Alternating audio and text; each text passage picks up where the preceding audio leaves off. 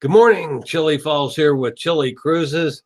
Going a little bit off schedule this morning due to the severity of our news today. The lead story, of course, is Puerto Rico Governor Ricardo Rossello has resigned a little after midnight last night. He announced it via Facebook. We're going live now to get this online as opposed to our regular scheduled live broadcast at 10 a.m. this morning. My apologies for that. So if you folks are looking for the 10 a.m. live broadcast, you'll find this video in its place. My apologies, but we wanted to get this major story online. People danced in the streets of San Juan Old City on a little after midnight this morning as Puerto Rico Governor Ricardo Rossello announced he would quit over offensive chat messages that sparked massive protest on the bankrupt island. After 12 days of sometimes violent demonstrations, the first-term governor said he would step down on August the 2nd, having failed to soothe critics concerned by vowing not to seek re-election and giving up the leadership of his political party. In a day that many of us, and myself included, had predicted that he would resign, by late in the day yesterday, it looked like he was going to try to weather the storm. I got around to being close to 6 p.m. San Juan time, and he was still in his office. His aides were saying that he had not resigned. He was still there, was contemplating his next move. And then the legislature in Puerto Rico issued basically a challenge. It said, "Governor, resign, or we're going to start impeachment proceedings." They had appointed a committee. They had apparently honed in on 5 specific charges of impeachable offenses. And if he did not resign, they were going to pursue impeachment. Those of you that have followed this story know it has been particularly difficult on the cruise industry. One of the beacons of hope in San Juan and Puerto Rico, where cruise ships have canceled visits over these past 12 days. Numerous ships canceled visits. Several ships that did go into San Juan, and the passengers couldn't safely get off the ship because the protests were going on literally within 100 yards of the cruise port. As you know, Old San Juan, you land right there. And that's where all the protests were taking place. And at times, especially in the evening hours, they got really nasty and violent at times. How did we get there? There's probably 2 things that have put the governor in this situation. The first 2 of the former officials in Rossello's administration and others were charged in a federal investigation into theft, money laundering, and wire fraud. Just a day later, profane text messages were leaked showing Rossello and administration officials using misogynistic language, joking about the imaginary shooting of San Juan Mayor Carmen Yulín Cruz, a political rival, and making fun of ordinary Puerto Ricans, especially members of the LGBT community, specifically Ricky Martin, a well-known gay activist in San Juan. The Islanders have endured a recession that's lasted more than a decade, a steady outflow of residents that's gone on even longer, a series of corruption scandals, of bankruptcy that stripped the island of control over its budget, and the aftermath of Hurricane Maria in 2017, which left people without electricity for months and is believed to have led to the death of thousands. Residents are also weary of watching education and other services be cut, even as former Rossello officials are accused of stealing or steering contracts to its allies. Now, you'll recall back when the early recovery efforts from the hurricane were going on, the Trump administration was critical of both the governor and the mayor on their handling of funds. It's been a very tenuous relationship amongst all of them all along. The United States Congress has allocated $42.5 billion in disaster aid, but Puerto Rico has received only about $13.6 billion, according to federal government. Rossello has tried to speed the flow of funds from President Trump's administration, but that, of course, became much more difficult after the corruption charges. Trump, in a July 18th tweet, said that Congress foolishly gave Puerto Rico money. So it's been a bad situation. It got worse with the behavior of Rossello and his administration. The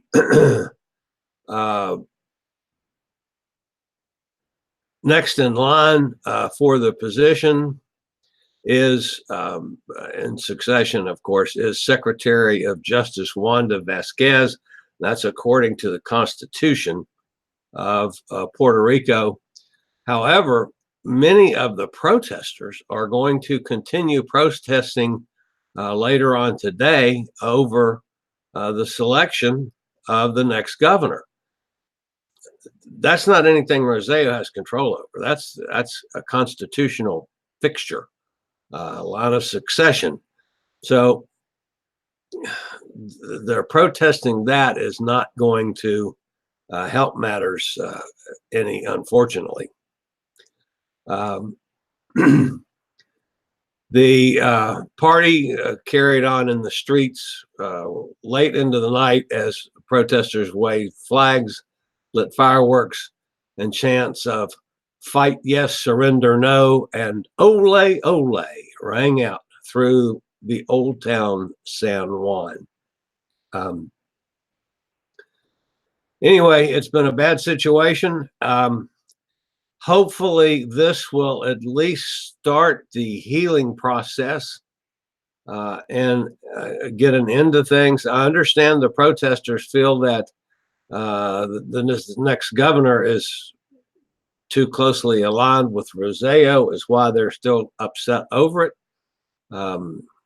Unfortunately, I don't see that that's anything they can do about it. So I hope this will all let things get back to normal as quickly as possible in San Juan. Cheers, folks. A little coffee this morning to get the throat working. So, of course, we'll have further updates as needed, especially if there are any further cancellations of cruise visits due to the protest. Be interesting later on the day to see just how many people come out again to protest after the governor has announced that he will resign.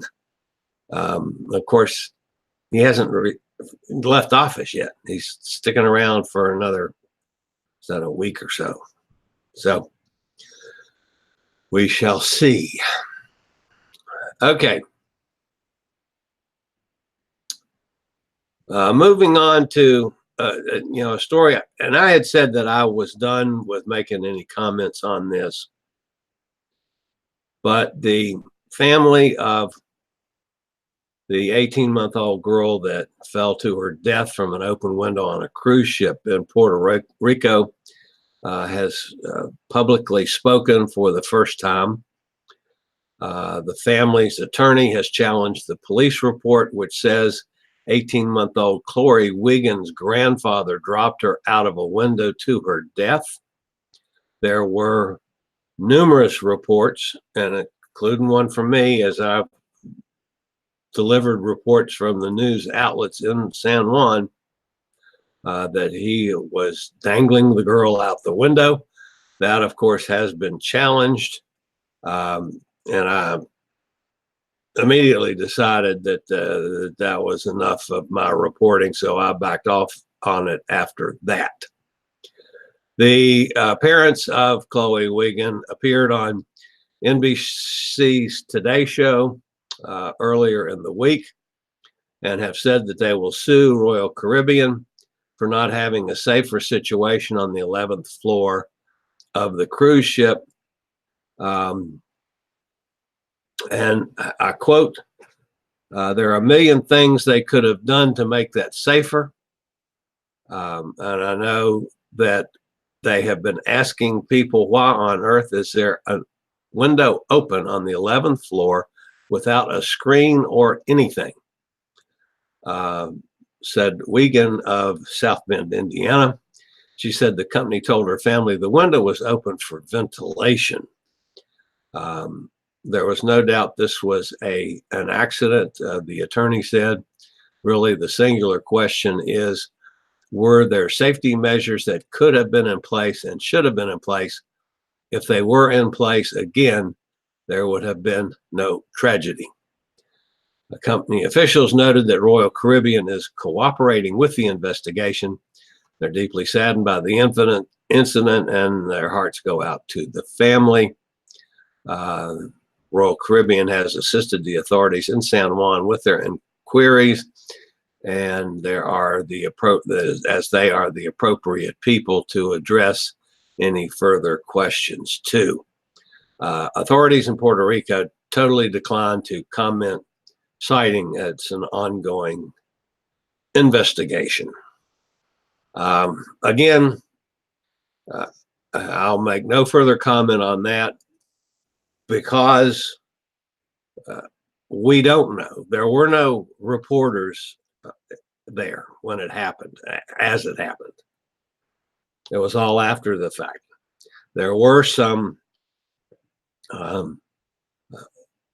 eyewitness accounts, and we all know that sometimes eyewitness accounts get screwy. But the accounts were horrifying as to what happened. Who knows? I don't know for sure. I have my suspicions, but they're suspicions. So the family's going to sue. Kind of expected that. They've come out publicly now. I felt that we should all honor their privacy after the horrible tragedy. And now that they're out publicly, I feel sorry for the situation. Obviously, I feel sorry for the family at the loss of a 18, 19-month-old child. That's just awful. Okay, let's move on to some more appropriate and popular things and happier things for the last two stories today. Carnival Cruise Line has chosen a popular cruise director and entertainment director for the largest cruise ship, the Mardi Gras. The Mardi Gras 180,000 gross ton cruise ship, which will debut in 2020, will offer an unparalleled array of entertainment choices. Carnival Cruise Line has selected fan favorites Matt Mitchum as cruise director and Hugo Hidalgo as entertainment director to help guests maximize their fun. The dynamic duo will lead a 125-member team who will amp up the excitement and raise the bar for next-level entertainment when Mardi Gras sets sail next summer. Mardi Gras will boast a number of groundbreaking features. Obviously, that's a statement from Carnival. I didn't make that up, folks.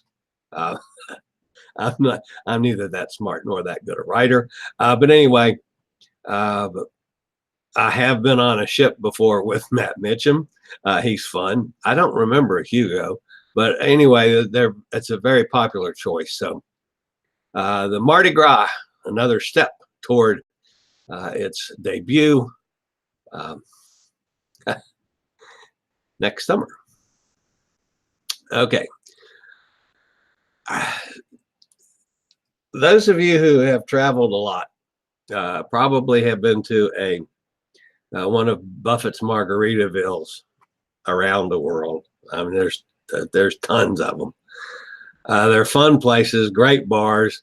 My favorite story about the Margaritaville in Montego Bay, Jamaica, they have a water slide that goes from, it's a 3-story bar, and they have a water slide from the third floor that winds around down and takes you down and throws you up in the air and out into the Caribbean. And I was there with a group of some 30 people one time. Now, I know you can't tell, but I'm a big fat guy. And I was in my bathing suit, sitting at the bar on the third floor, having an adult beverage or 2 or 3. And somebody challenged me to get into the water slide, which I did. And my big fat butt went down the water slide and wound around and threw me out in the Caribbean. And I came down rather inauspiciously on the water. And when I came up for air, I realized that I had lost my bathing suit, and it was nowhere to be found. So I simply very calmly swam over, crawled up. There's a ladder to get out of the water back into the bar, and crawled up the ladder and walked across the bar, stark naked, and sat down on my bar stool and said, "Excuse me, bartender, may I have another cocktail, please?" Unfortunately, that's a true story. But anyway, that's not why we're here today. Everyone needs to start packing their bags because it's time to head to paradise. Jimmy Buffett's Margaritaville Resort Orlando is now open. You know, I've reported this, it's been some 6 months ago now, that's the new movement of Margaritaville are these resorts. And the Orlando is open. The Margaritaville Empire already features 12 resorts around the country and the Cayman Islands, with 7 more on the way, including New York City, Margaritaville Resort Biloxi, and a resort in Texas. The new resort looks like a one-stop shop with something for everyone. It's situated in Kissimmee, Florida, which is about 30 minutes drive from the greater Orlando area. So there's tons of stuff to do off the property as well as on the property. It looks like a really good resort. So if you guys are cruise folks, you might want to consider going into Margaritaville Resort for a day or 2 before a cruise out of Port Canaveral. That would be kind of neat. Do a short-termer before, after, or both. Then take transportation over to the cruise ships in Port Canaveral and go on a cruise. That'd be pretty cool. But anyway, the beach resort has 4 restaurants, and of course they all serve cheeseburgers. A relaxing spa and a 14-acre water park, and Brat the cat is going to come join the proceedings. So if you hear the cat in the background, he wants some attention. The water park will feature 9 thrill rides.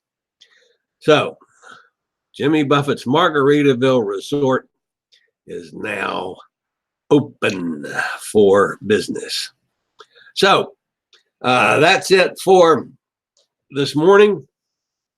Of course, the main story is Puerto Rico Governor Ricardo Rossello has resigned.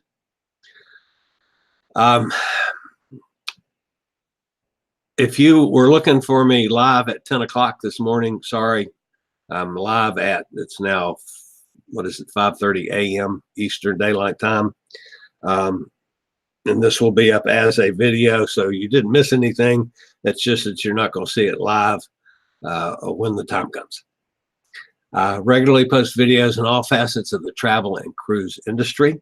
So if you'd like to keep up with the latest in cruise ships, ports of call, cruises themselves, my interview shows, which are called Chili Chats, And of course, Tuesday, Thursday, and Saturday at 10 a.m. Eastern Daylight Time, a live broadcast of travel and cruise industry news, which we can cover any gamut of ideas and thoughts from cruise industry, travel industry. Doesn't necessarily have to be about a cruise ship. It can be something to do with travel in general. So we cover any number of subjects. As always, you can leave a comment, make suggestions, leave questions. I answer each and every one of you always. So that's about it for this morning. By the way, we did get over the 1,400 mark on subscribers. We were 1,403 as of this morning. So if you'd like to keep up with any of those things, you can hit the little subscribe button in the lower right-hand corner. Click on the bell notification system so you'll know as soon as I post a new video or as soon as I go live with a live broadcast. And as always, appreciate it, folks. Give us a thumbs up if you like what we're doing. Give us a thumbs down if you don't. I don't mind. But that lets YouTube know that you are paying attention. And as always, down in the description of this video, this live broadcast, there will be links to all kinds of stuff, all my social media stuff, my Facebook page, Twitter, and most important, the thing that I actually make a few little pennies on, there's a link to Amazon. Right now, that one is featuring a backpack for laptops and tablets. And there is the one that says, take Obama, Michelle Obama with you on the next cruise, folks. That's not making a political statement. Please, I'm not making any kind of statement there. But it's a best-selling book available on Audible. Audible is a service that I use where you can load a book on a tablet or a phone and take it with you on a trip. I take my little earbuds with me on my phone and plug it in when I'm on an airplane and listen to a book. I love to get a pot of coffee delivered to my room, especially if I have a balcony, and sit out on my balcony and watch the water go by, sipping on coffee and listening to a book. They're running a special now. I think it's $4.95 or something like that for 3 months. Audible services, and you get a bunch of free stuff, free books. And I think you can get Michelle Obama's book free. So that's why that's there. And we'd appreciate any help, anything that helps support the channel. We always appreciate that. We're coming to you from Forest, Virginia. That's right outside of Lynchburg. It's been hot up until yesterday, or day before yesterday, and we had a cold front come through with some horrendous storms. My farm here didn't get hit as bad as it usually does, but the Lynchburg area got really inundated. Supposed to start warming up again today. Get up in the 80s. It was 90 for, I don't know, 10, 11, 12 days, 90 and above, up as high as 98, I think it was. Typical summer weather in Central Virginia. So anyway, that's it for today. I will see you guys on Saturday morning at 10 a.m. Eastern Daylight Time for travel and cruise industry news, or with a update video if anything major happens between now and then. That's it for now. Chili from Chili's Cruises. Later, y'all.